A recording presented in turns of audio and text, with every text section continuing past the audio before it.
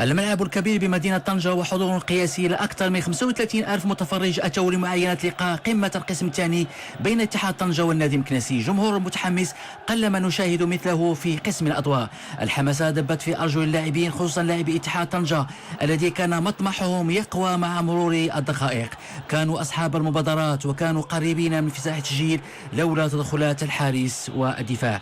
فريق النادي المكنسي يسجل على إثر مرتد هجومي بواسطة اسماعيل العمري. هذا الهدف سقط كقطعة ثلج على أنصار الكتور لاتحاد طنجة.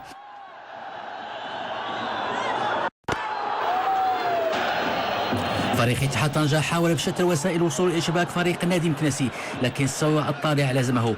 خطأ في الدفاع يستغل بطريقة جيدة الكرة في اتجاه رأس الهداف العمري، والهدف الثاني لا أحد كان يتوقع هذا السيناريو. لكن سرعان ما وجد فريق اتحاد طنجة الحلول بهدف محسن الخياطي الذي أعاد الأمل لهذا الجمهور الأكثر من رائع.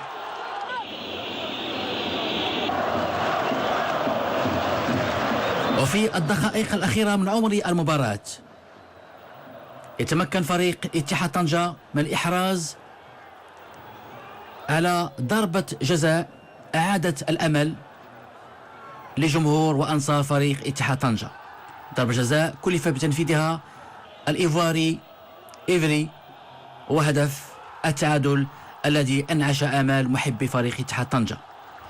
يتلقى بتعادل الإصابتين مثلهما الحضور الجماهيري الكبير، سيبقى العلامة الكاملة التي سيستحقها هذا الجمهور الرائع.